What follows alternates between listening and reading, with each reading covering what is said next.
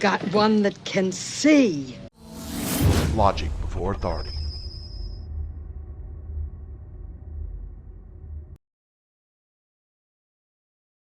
Hi guys, this is Daniel Alexander Cannon here on Logic Before Authority. Today we are going to read read and discuss the last two, number 3 and 4 of the 4 agreements from the book, The 4 Agreements.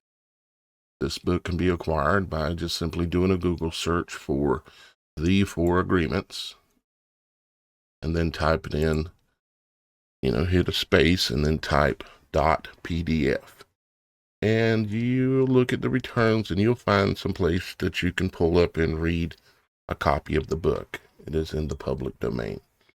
It is a fairly short book. You can probably, some of your readers could probably read it in a day easily. And, but it's a book that made an impact on my life and for the better. Just like the Bible, there are just certain teachings that you just don't really realize because nobody ever told you. And the 4 agreements are, hey, what's happening, Super Dave? I see you, my brother. What's happening? Good to see you. And thank you for being here. The 4 agreements are, number 1, be impeccable with your word. Number 2, don't take anything personally. Number 3, don't make assumptions. Number 4, always do your best. Now, those sound like simple statements, and I realize that. However, to really understand anything, even a word, you really need to analyze it, break it down, such as the word, you could say assumption. Okay, you would have to break that word down to even understand really, truly what's meant, because you're already, or most people would be making assumptions about what the word assumptions means, but we're going to break down and look at number 3 and number 4 today. Okay, these guys right here. We already did number 1 and 2. You can find that on the channel. Several videos back or live stream, videos or live streams, because our live streams are reproduced around 8 p.m. each day, depending on what platform you're on. We are streaming on 10 platforms today, or attempting to, you might say. We've got a couple that are having a problem, and I'm seeking ways to try to fix that. But we are live on 2 different YouTube channels, TheSupernatural.Show and Logic Before Authority. We're live on Twitch. We're live on my Facebook personal account and my Facebook Logic Before Authority account. And we're attempting to go live on Kick. BitChute is live, and Trevo, which is a new platform. We are live on Trevo as well. We're live on Odyssey, although it seems to be having a little bit of a problem. DLive is live. And so we are live. And we're going to be adding more platforms in the coming days here. And a few more places to go live.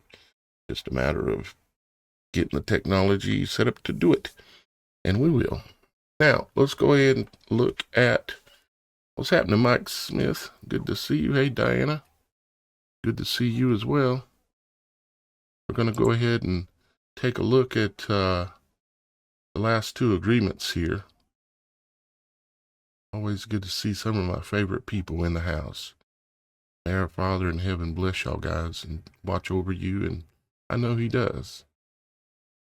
So let's go ahead. And let's get into don't make assumptions. Okay. Now, you would really want to read this entire book, because even though I've read the first 2 assumptions and some of the introduction, I did not read this whole book to you and will not read this whole book to you. but I'm going to read enough where I feel like we've done a pretty good job at making a point and showing what there is to be seen here, okay? So the third agreement is don't make assumptions. We have the tendency to make assumptions about everything. The problem with making assumptions is that we believe they are the truth. You see, you're making an assumption. You're thinking, oh, I know what's going on there. And you think you do because you think you already know a truth related to what you're making the assumption about. Anyways, it says, we could swear they are real. We make assumptions about what others are doing or thinking. I know why they did that. They're doing this and they're working against me. And I'm going to get them back. And I'm going to do this. And then you go out and you do that thing. And maybe you were wrong all along. Yet you've already done something, or you've taken an action, or maybe you've taken it personal. And as we know, we are not to take anything personal. Okay. All right, let's keep going. I'll try not to interrupt as much if I can. We could swear they are real. We make assumptions about what others are doing or thinking. We take it personally.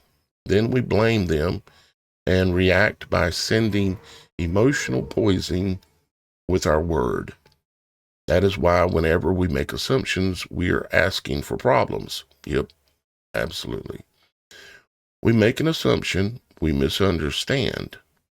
We take it personally. We end up creating a whole big drama for nothing. Now, we were raised, all of us were, and everybody made assumptions, and the television taught us to make assumptions. But we have to break that agreement that we've made in the past, guys. All the sadness and drama you have lived in your life was rooted in making assumptions and taking things personally.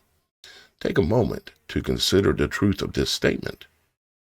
The whole war of control between humans is about making assumptions and taking things personally. Our whole dream of hell is based on that. We create a lot of emotional poison just by making assumptions and taking it personally, because usually we start gossiping about our assumptions. Remember, gossiping is the way we communicate to each other in the dream of hell and transfer poison to one another. You know how people like to talk to people. They like to tell other people what they think is going on. They gossip, and this is the use of black magic. All right, let me continue.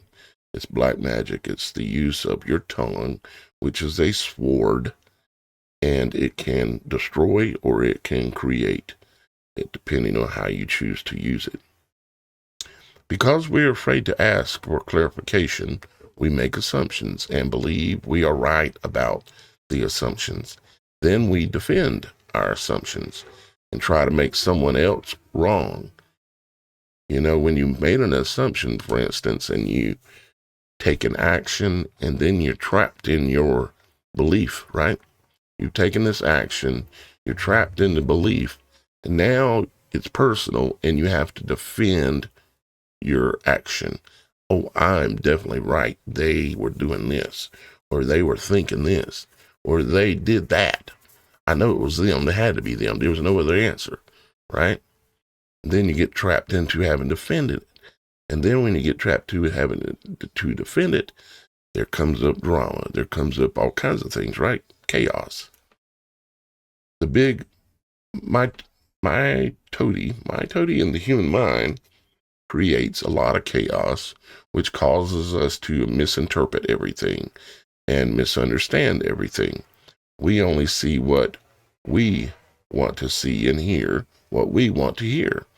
We don't perceive things the way they are. We are the habit of dreaming with no basis in reality. We literally dream things up in our imaginations because we don't understand something. We make an assumption about that meaning or about the meaning. And when the truth comes out, the bubble of our dream pops, and we find out it was not what we thought it was at all. I could give you an example of politicians.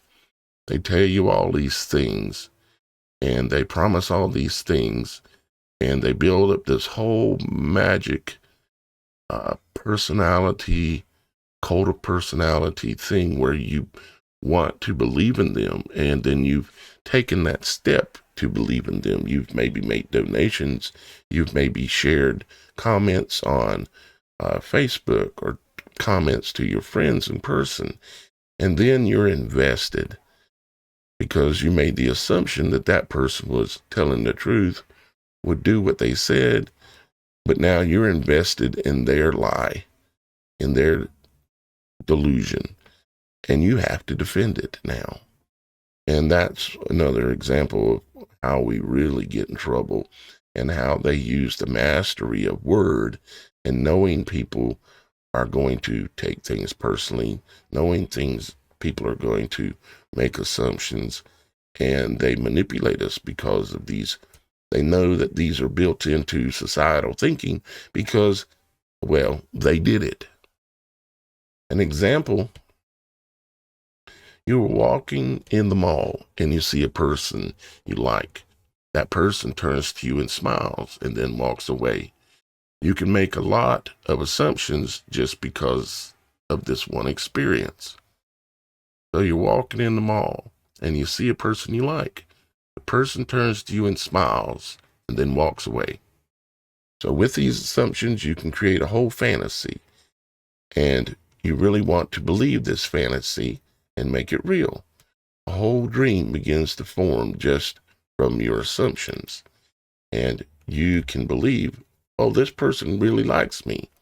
In your mind, a whole relationship begins from that. Maybe you even get married in this fantasy land, but the fantasy is in your mind, in your personal dream. Making assumptions in our relationships is really asking for problems. Often we make the assumption that our partners know what we think, and that we don't have to say what we want. We assume they are going to do what we want because they know us so well. If they don't do what we assume they should do, we feel so hurt and say, you should have known. I mean, how many of us have dealt with that kind of thing, right? Another example, you decide to get married, and you make an assumption that your partner sees marriage the same way that you do. Then you live together and find out this is not true. This creates a lot of conflict, but you still don't try to clarify your feelings about marriage. The husband comes home from work, and the wife is mad, and the husband doesn't know why. Maybe it's because the wife made an assumption. Without telling him what she wants, she makes an assumption that he knows her so well that he should know what she wants, as if he can read her mind. She gets so upset because he fails to meet her expectations. Making assumptions in relationships leads to a lot of fights, a lot of difficulties, a lot of misunderstandings with people we supposedly love. In any kind of relationship, we can make the assumption that others know what we think, and we don't have to say what we want. They are going to do what we want because they know us so well. If they don't do what we want, what we assume, if they don't do what we want, what we assume they should do, we feel hurt and think, how could you do that? You should know. Again, we make the assumption that the other person knows what we want. The whole drama is created because we make this assumption and then put more assumptions on top of it. It is very interesting how the human mind works. We have the need to justify everything, to explain, understand everything, in order to feel safe. We have millions of questions that need answers because there are so many things that the reasoning mind cannot explain. It is not important if the answer is correct. Just the answer itself makes us feel safe.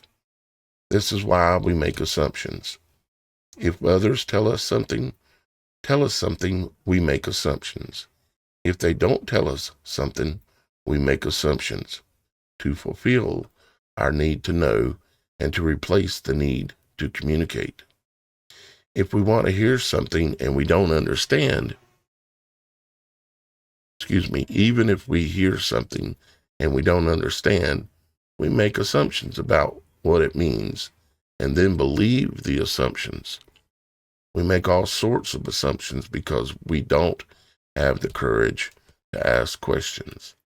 These assumptions are made so fast and unconsciously most of the time.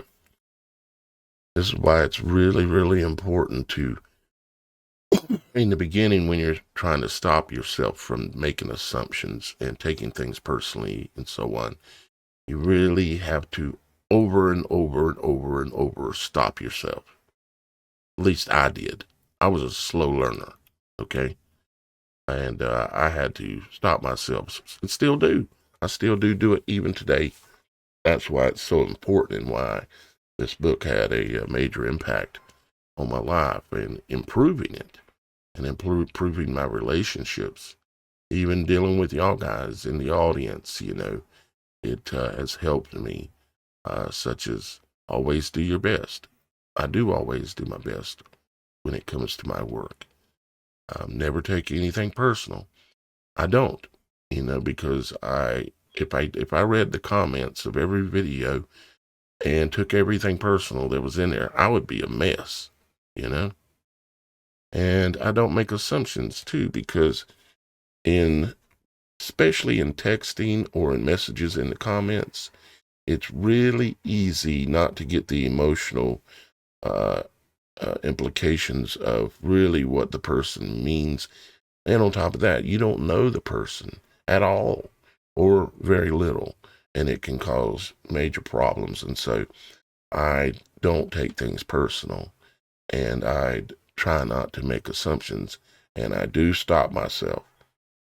So we have agreed that it is not safe to ask questions. We have agreed that if people love us, they should know what we want or how we feel. When we believe something, we assume we are right about it to the point that we will destroy relationships in order to defend our position. There's a saying. The saying is, it's easier to fool a man than convince a man he's been fooled. That goes right back to when we believe something, we assume we are right about it to the point we will destroy relationships in order to defend our position. Think about the last 4 years, 5 years.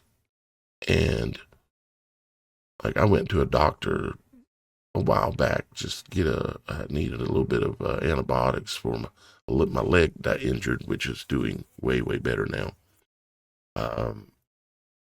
And he asked me that I'd want a flu pal, right?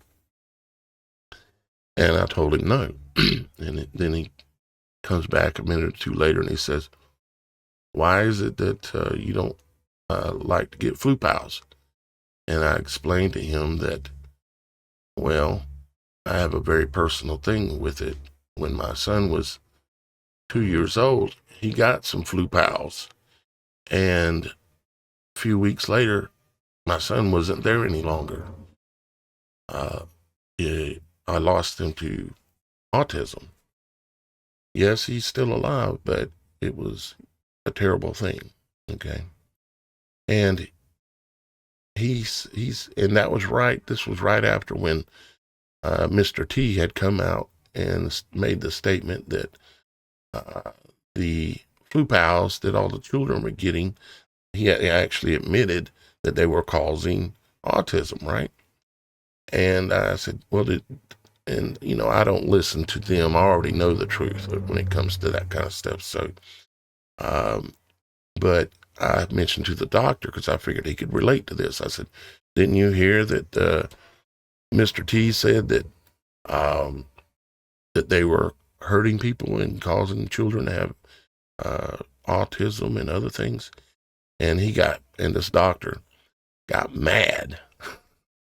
He said, talking about Mr. T, right? He says, he's a DAM fool and doesn't know nothing about this stuff. And he says, I've been giving vaccinations to people for 50 years and I ain't never hurt nobody. So I'll read this up here again. When we believe something, we assume we are right about it to the point that we are willing to destroy relationships in order to defend our position. He believes, doctor, he believes, and he has made the assumption that his beliefs are right, that the flu pals don't hurt people, that they don't damage people, that there is no good in flu pals. He believes that there's all good in them. And because he has damaged so many people, he's so invested in it because he doesn't know. All he's doing is trusting. I mean, he didn't go to the factory. He didn't go see how these things were designed. He assumed, because it comes from his doctor organizations that tell him what he's supposed to believe, he assumed that they were telling the truth. And so there's no way he can back out of it. He was willing to destroy relationships.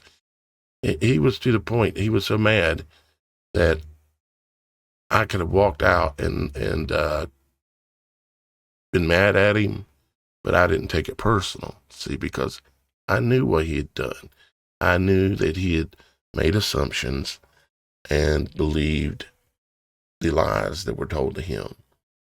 So yes, he's a victim too, but he is a member of the Red Horse. And the White Horse, which is the people who wear the white robes, all the doctors, all the people, scientists and the pharmacists and the CDC members that wear those white clothings. And they are the White Horse. And then the Red Horse comes and says that he will cause them to kill each other. And the White Horse turns red with blood.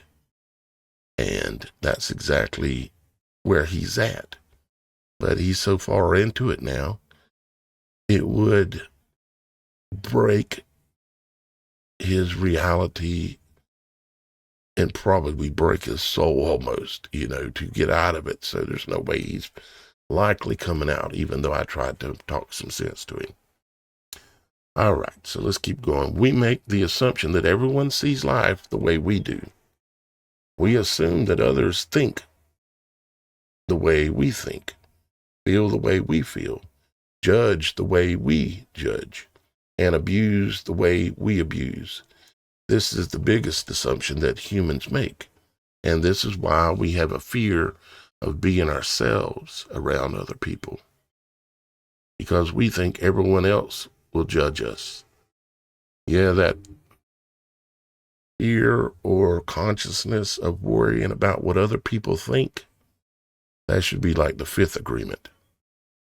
You have to somehow, whether you're a woman or a man listening, you have to somehow break your desire to impress others.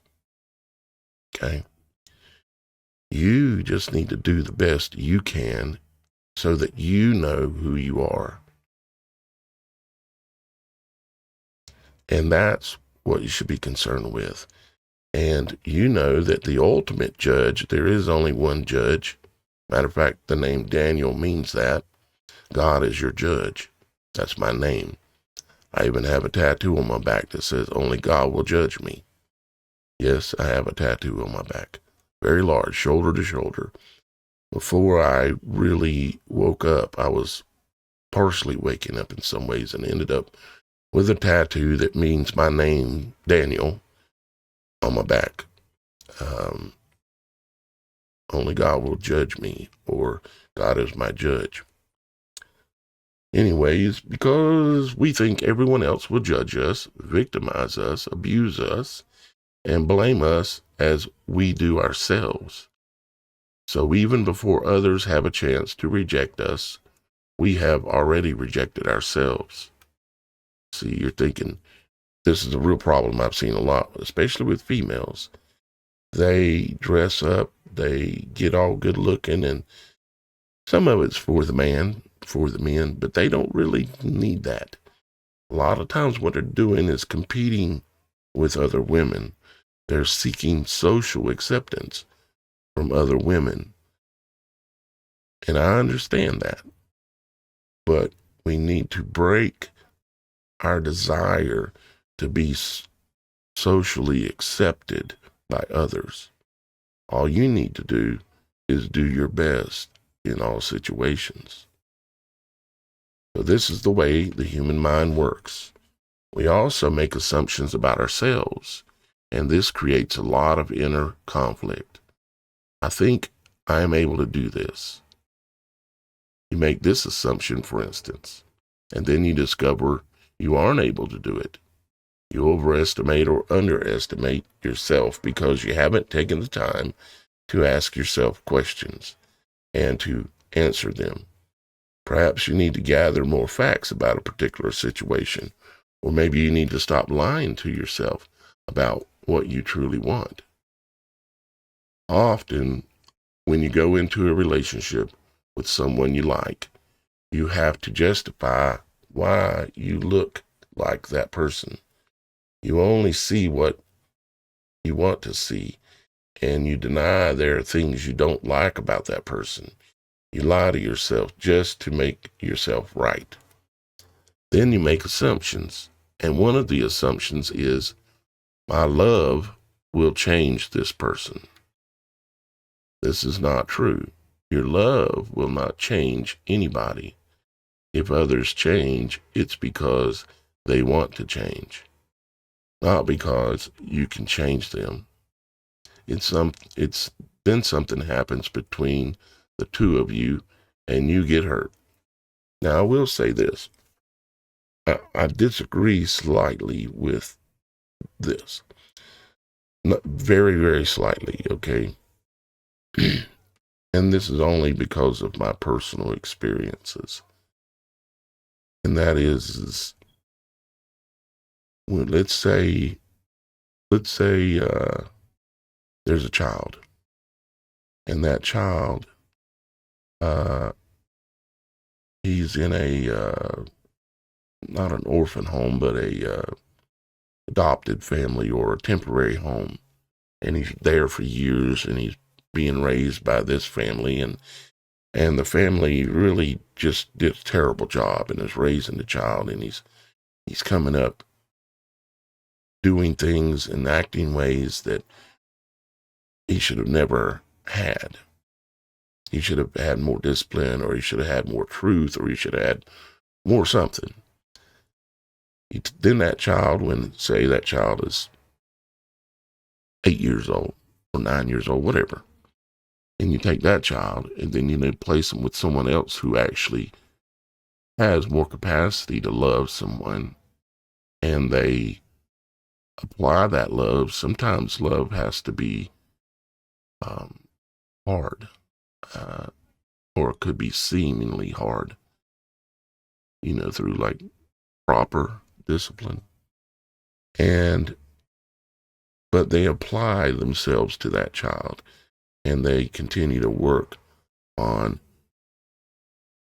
attempting to alter the bad traits that that child has. And if they put enough effort in, and that child also has possibly the ability to alter their behaviors, you can have an influence on somebody's life, no matter whether they're a child or no matter whether they're your spouse. I have seen it in my life where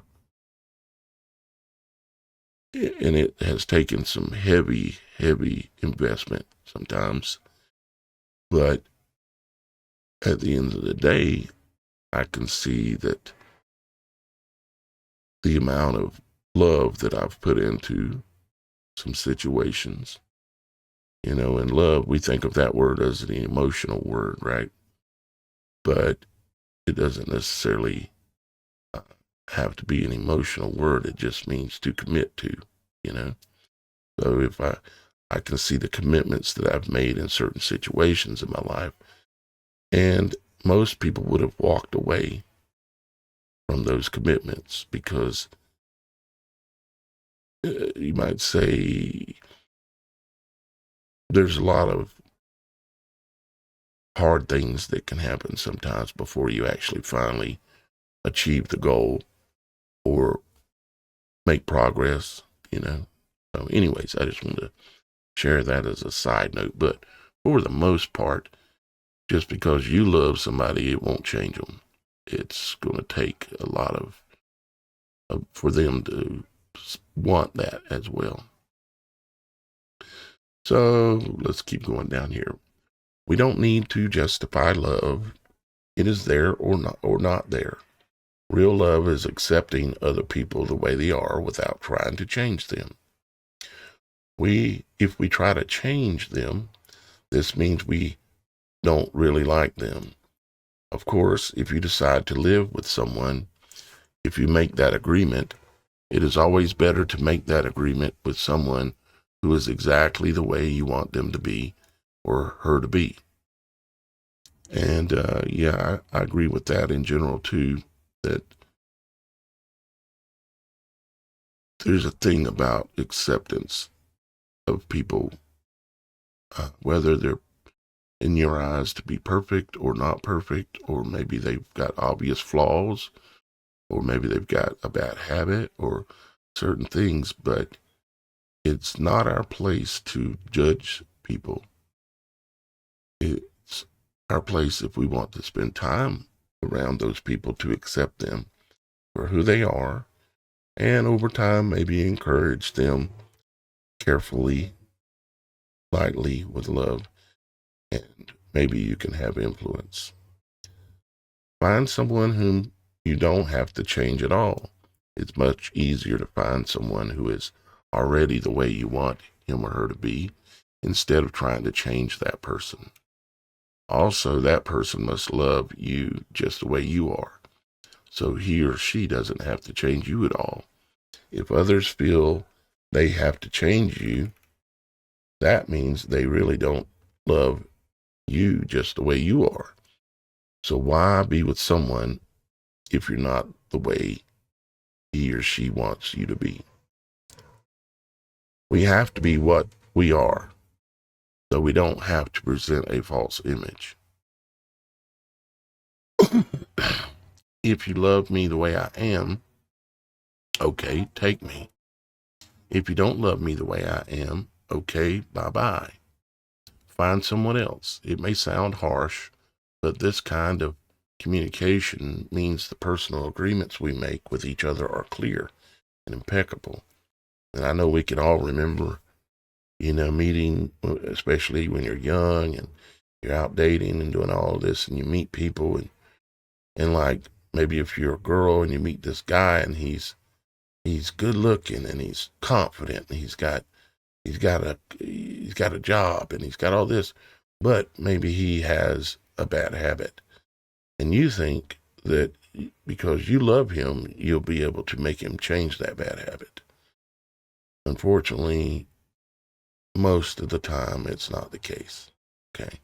He has to want to be a better man, and you have to make him, you have to be good enough a person to make him want to be a better man, is part of that too as well. So just imagine the day that you stop making assumptions with your partner and eventually everyone else in your life. Your way of communicating will change completely, and your relationships will no longer suffer from conflicts created by mistaken assumptions. The way to keep yourself from making assumptions is to ask questions. Make sure the communication is clear. If you don't understand, ask. Have the courage to ask questions until you're clear as you can be. Like back when you were those young people and you were dating and the other person would say this or say that, and you just wouldn't question them because you didn't want to seem like you were prying or this or that, and you just assumed what they meant, or either you just accepted what you thought they meant. It's just like, I don't understand why we are like that. And it has to be our social development system that we're raised in has to just have that programmed in. It's in the mix, I guess, is what's going on. So, and then you do not have to assume you know all there is to know about a given situation. Once you hear the answer, you will not have to make assumptions because you will know the truth. Also, find your voice to ask for what you want. Everybody has the right to tell you no or yes, but you always have the right to ask. Likewise, everybody has the right to ask you, and you have the right to say yes or no. If you don't understand something, it is better for you to ask and to be clear instead of making assumptions. The day you stop making assumptions, you will communicate cleanly and clearly, free of emotional poison, without making assumptions. Your word becomes impeccable. So I hope, and again, I'm not reading it all, okay? But I hope that gives you some things to think about, and I encourage you to go ahead and go back and read the rest of this book. It's a book that you really, it's like the Bible in a way, where it may need to be read, at least some of it, multiple times. And like I said, the first time I read this book was like 15 years ago. So, all right. So now we're moving on to agreement number 4. Let me check in with you guys and see what you're doing. Aha. Olivia is in the house. What's happening, Olivia? Jim Miller, what is up?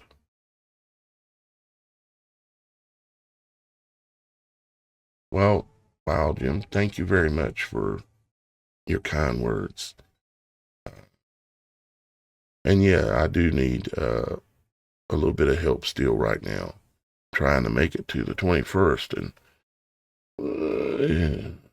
I'm running on sawdust, you might say. But I wouldn't be running at all if it wasn't for the donations and the support that y'all guys have given me for the last 10 years. This channel and the Supernatural Show and the growing of the Supernatural Show network, it's all because of y'all guys. Yes, I know I have to do it. I have to participate. But if y'all guys hadn't been helping me all along, there's just no way I could have be where I'm at, and doing what I'm doing now. So thank you, Jill Miller. I might have said Jim. I meant Jill. Appreciate your encouragement. Super Dave and Mike still in the house, of course. Carol, Cash. What's happening, Cash? Good to see you here. Oh, Roxy Files is in the house too. What's happening, Roxy? Yep. I see Roxy gets it, is understanding it, and it's always something we have to continue to practice. It's a daily thing, just like how we try to practice the things we learn out of the Bible. and continue to improve upon them. All right, let's read a little bit about always do your best. There is just one more agreement, but it's the one that allows the other three to become deeply ingrained habits. The fourth agreement is about the action of the first three. Always do your best. So you're always doing your best to be impeccable with your word. You're always doing your best to not take anything personally. You're always doing your best to not make assumptions, right? And it applies in many other ways as well with everything that you do in your life. Under any circumstances, always do your best. No more and no less. But keep in mind that your best is never going to be the same from one moment to the next. Everything is alive and changing all the time, so your best will sometimes be high quality, and other times it will not be quite as good. When you wake up refreshed and energized in the morning, your best will be better than when you are tired at night. Your best will be different when you are healthy as opposed to sick, or sober as opposed to drunk. Your best will depend on whether you are feeling wonderful and happy or upset, angry, and jealous. And jealousy is another thing, or any of these: upset, angry, jealousy. Emotions are something you have to master. When you feel anger rise in you, you have to master controlling it. When you feel jealousy arise in you, you have to master shutting it down. There are deadly sins that involve our emotions. And Dan Kennedy used to tell me that the strong men, the spirits of the Nephilim, are the ones pulling the strings on these things in your life itself and in other people's lives in order to try to cause destruction in your lives. So, on a side note, master your ability to control emotion. After you do that, you can master the focusing of the proper emotions that can lead to even things like hands-on healing and many other wonderful, beautiful things. In your everyday moods, your best can change from one moment to another, from 1 hour to the next, from one day to another. Your best will also change over time. As you build the habit of the 4 new agreements, your best will become better than it used to be. Yep, it's a growing process, and I'm better at it now than I was years ago. And I'll be better tomorrow than I was yesterday because I'm refreshing my memory. I'm refreshing my agreement not to do these things, or in some cases to do these things, like be impeccable with your word. Don't take anything personally. Don't make assumptions. Always do your best. Regardless of the quality, keep doing your best. No more and no less than your best. If you try too hard to do more than your best, you will spend more energy than is needed, and in the end, your best will not be enough. When you overdo, you deplete your body and go against yourself, and it will take you longer to accomplish your goal. But if you do less than your best, you subject yourself to frustrations, self-judgment, guilt, and regrets. Just do your best in any circumstance in your life. It doesn't matter if you are sick or tired. If you always do your best, then there's no way you can judge yourself. Like I said, be that person that when you look in the mirror, you know who that person is and you like them.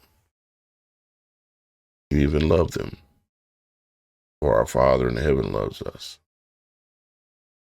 And if you don't judge yourself, there is no way you are going to suffer from guilt, blame, self-punishment. By always doing your best, you will break a big spell that you have been under. There was a man who wanted to transcend his sufferings, so he went to a Buddhist temple to find a master to help him. He went to the master and asked, "Master, if I meditate 4 hours a day, how long will it take me to transcend?" The master looked at him and said, "If you meditate 4 hours a day, perhaps you will transcend in 10 years.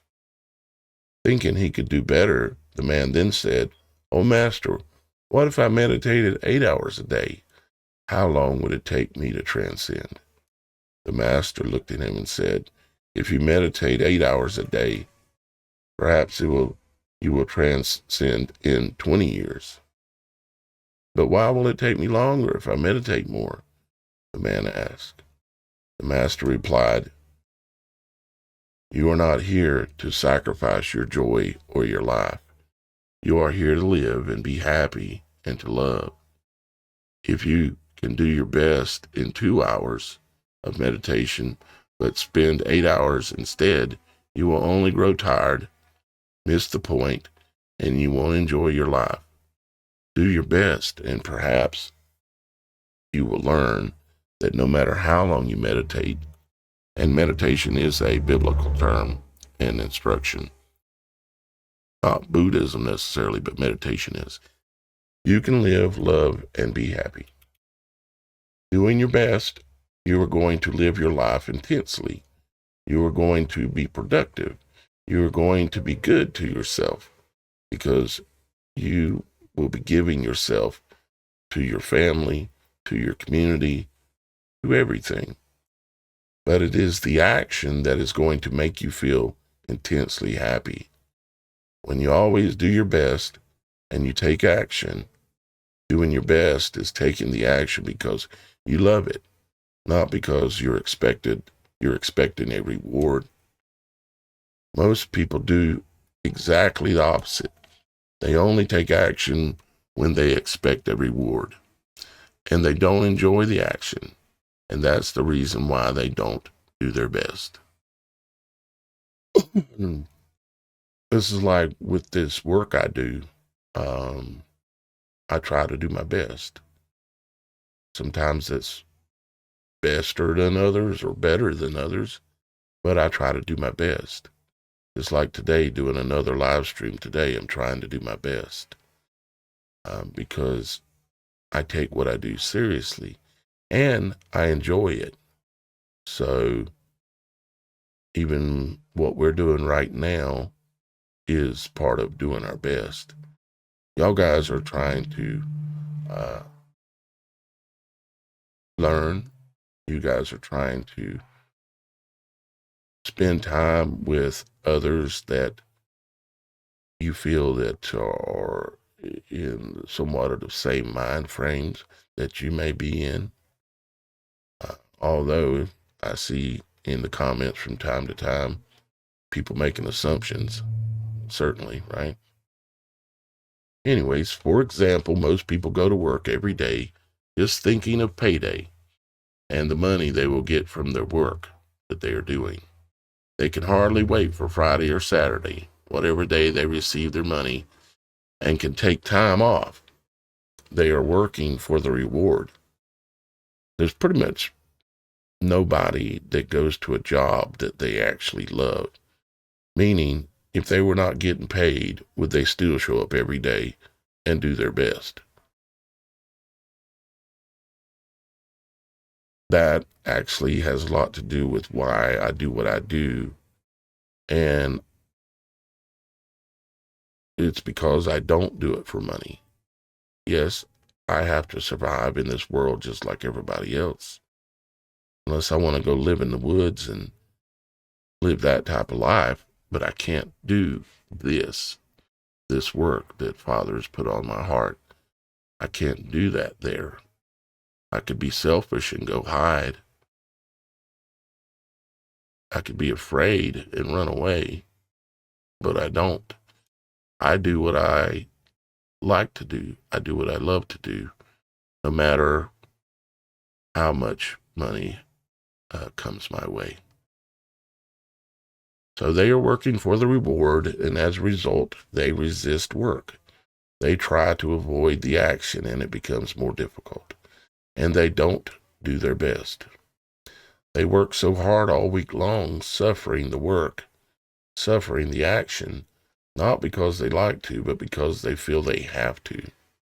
They have to work because they have to pay the rent, because they have to support their family. They have all the frustration, and when they do receive their money, they are unhappy.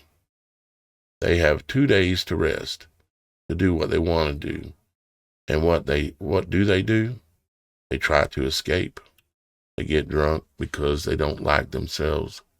They don't like their life. There are many ways that there are many ways that we hurt ourselves when we don't like who we are. On the other hand, if you take action just for the sake of doing it, let me back up. So far as escaping, people do a lot of things to escape as well. They go to entertainment complexes, or they watch television to escape. We're all guilty of it. No one is a judge here because we know we're all guilty. We've done it. Maybe we even still do it a little bit. But we can always try to seek to do better. But there are no judges here, for there is only one judge, and that is our Father in heaven.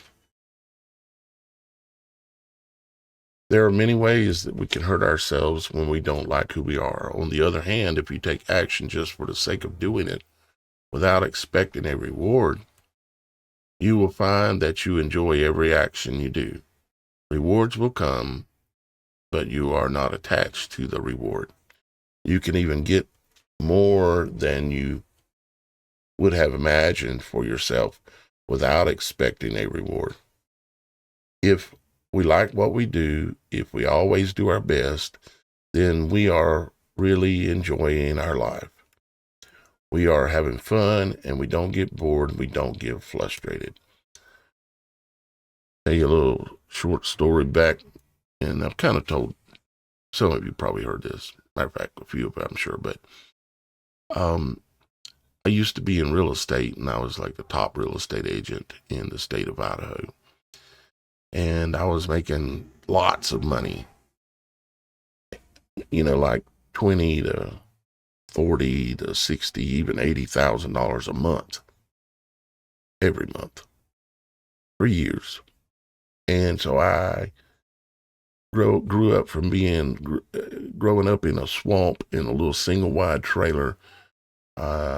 Never thought I could even achieve those kind of things, but luckily no one ever told me that I couldn't achieve them, because if I would have believed them, I would have made the agreement that I could never achieve those kind of things. However, speaking of achieving, what did I achieve? Well, I achieved making a lot of money, but what did I not achieve? I didn't achieve happiness. You see, because what I was doing was chasing the money for the sake of material rewards, like a big house. And yes, I had a really big, nice house. A very expensive, several automobiles. I had, RV, boat on occasion, extra cars on occasion, expensive entertainment systems, you name it. Okay. Fancy vacations, blah, blah, blah. But none of it made me happy. And I wasn't happy partially because I wasn't doing something with my life that was fulfilling. I was doing something with my life because it led to the most money, being the top real estate agent. And I'd done that, and number of jobs before real estate where I was the best at what I did. I have an ability apparently to apply myself and be persistent and not give up. This is something I have learned about myself that I have.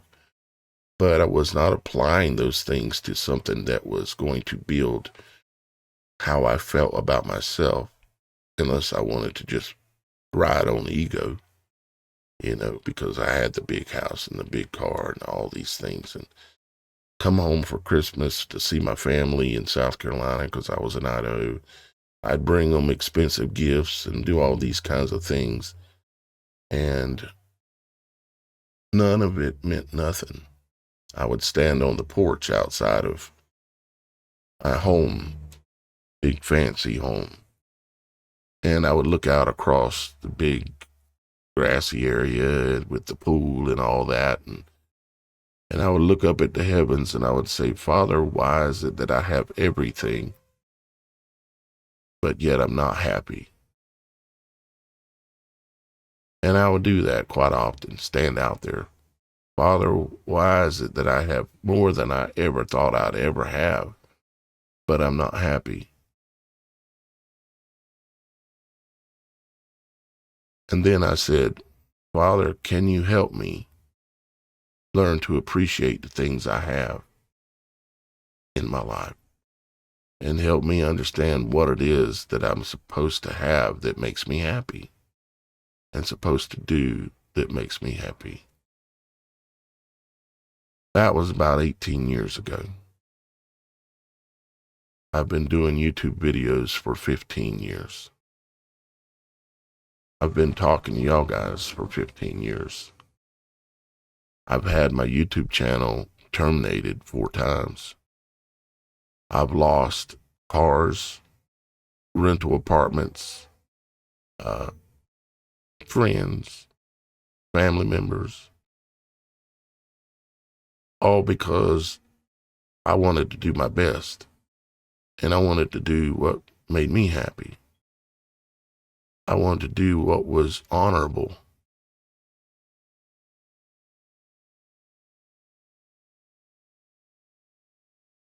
It's just what I chose to do.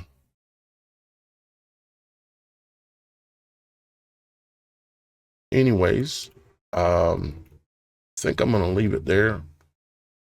And I'm going to go ahead. I'm going to drop this link in the comments in case someone's here that wants to look at it right away. I would highly recommend reading the whole book and then give it a week or a month or something like that and read it again. Okay? It's like the Bible. You got to keep going back, and you're going to learn more each time you read it. Now, I'm not saying that I agree with everything that's written here. I'm saying that principles that are given here with the 4 agreements are sound principles. And in general, I would say they are righteous and that it's a good read. It doesn't mean you have to make an agreement or make a new agreement with everything you read here. You get to choose. Maybe you don't like that line right there. Maybe you don't like that example right there. And that's okay. You get the choice to make the new agreements that you want to make in your life, okay? Matter of fact, I think it even goes on, if I remember correctly, to talk about the new agreements. Let me see. The Toltec Path to Freedom. I think it's down around number breaking old agreements, and then it talks about new agreements. So quite a bit more to read here. So I'd encourage y'all guys to check that out. And I'm going to I have that copied already.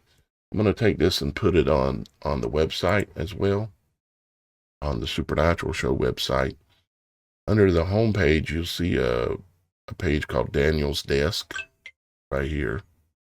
And if you click on Daniel's Desk, there's a few things there, but that's where I'm going to place a link to this at, the 4 agreements, okay?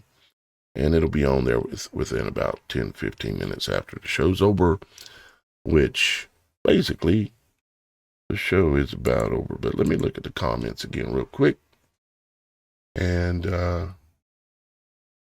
see what y'all guys are talking about. Like Roxy's been chitter-chatting, and Olivia and Carol, and there's the link that I shared with y'all guys, of course, and Diana. I'm glad you understand, Diana. I hope these things help y'all guys. You find comfort through these things. And I also hope that y'all guys, and I'm going to try to explain it more in the better, in the near future about the foundation, the Supernatural Show Foundation. You see, I already know that y'all guys are not people who do subscriptions. Okay? I'm aware. But if I am going to build a network that I'm literally calling the body of Christ, loosely it's called the Supernatural Show Network, but build the body of Christ, which was prophesied about by Jesus Christ himself, we have to come together, and in one way or another, we all have to try to contribute. Some of you can contribute time. Some of you can contribute effort. Some of you can be a host of a show. Some of you can do other things. And then some of you can contribute a donation once a month that helps the overall everybody else and helps the whole thing go. And in the short term, helps me survive because I don't have income. I don't do work. I don't do things that don't make me happy. I do this. And yes, I know it was a choice, and it is a choice. I chose, or maybe Father chose it for me, but I just finally heard. But whichever way it is what it is. All right. Well, I love you guys, and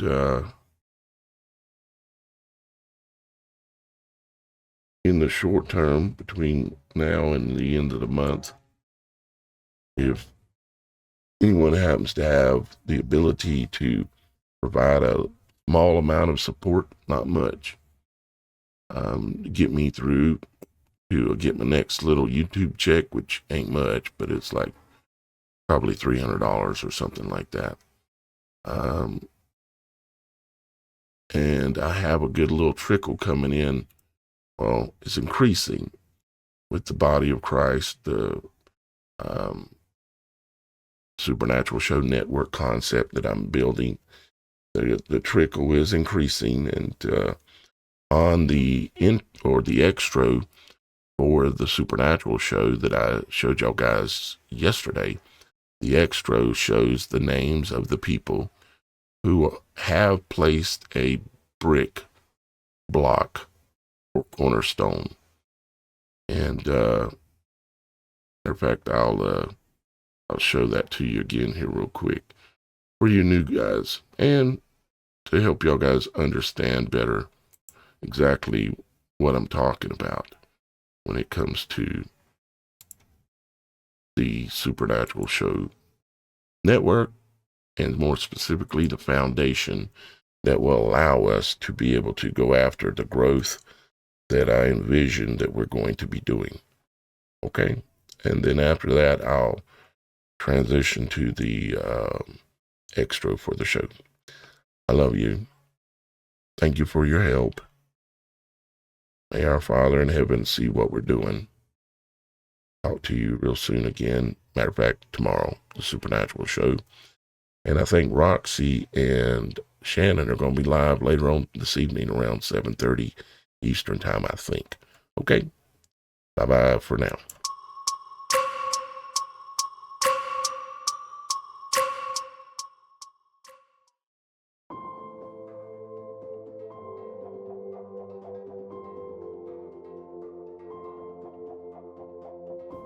Throughout all history of mankind, man has built anything he could dream of.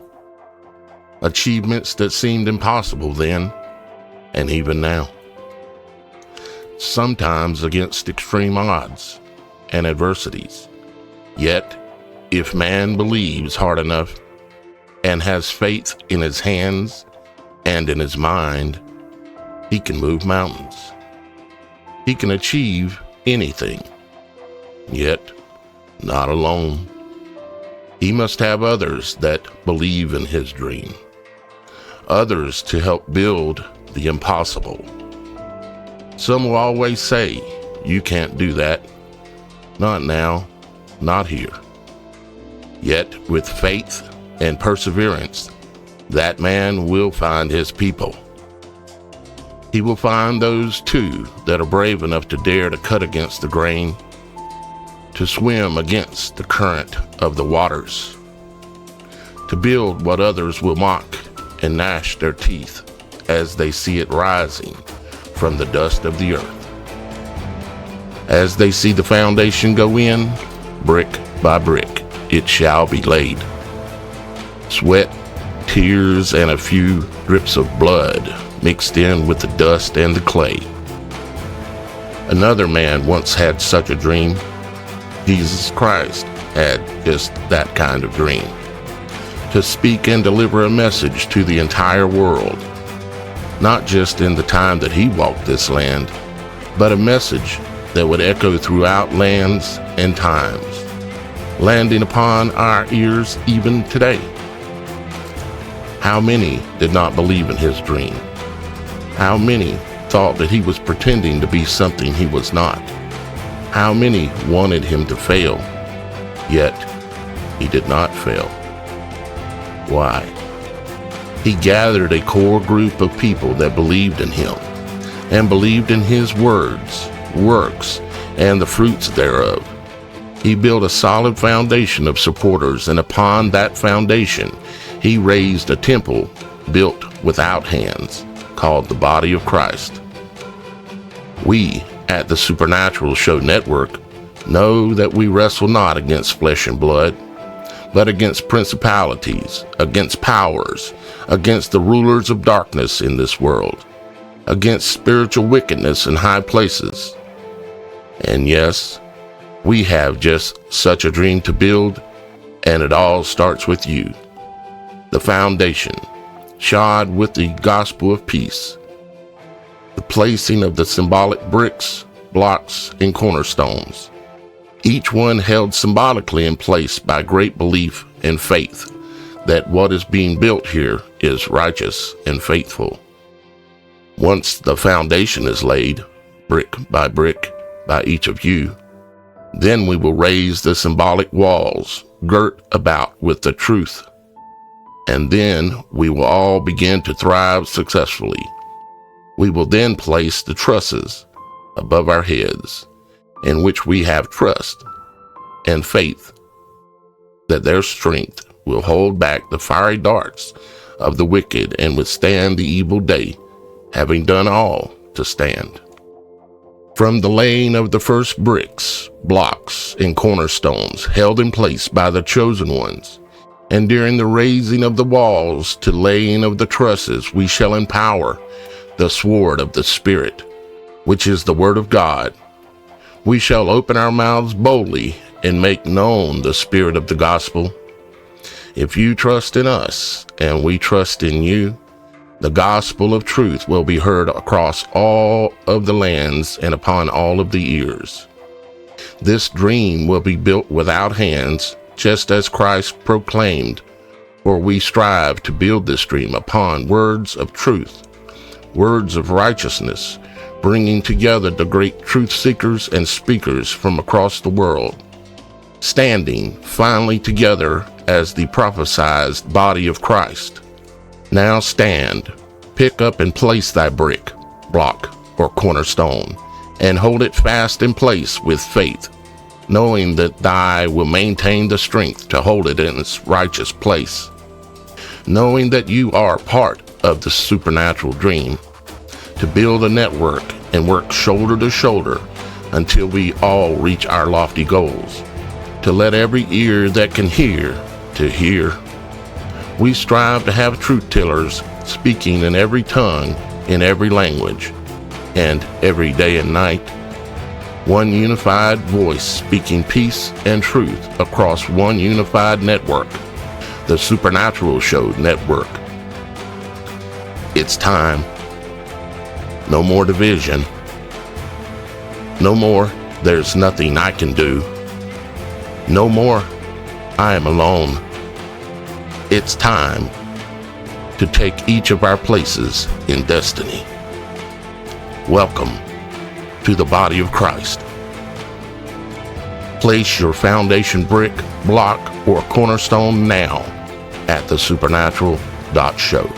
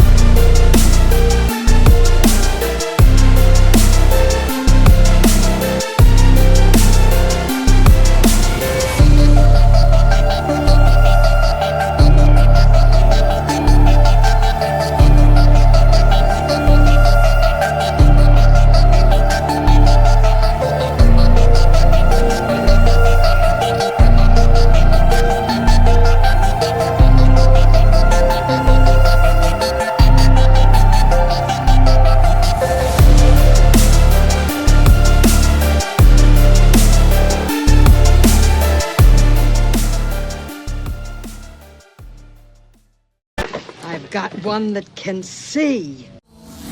Logic before authority.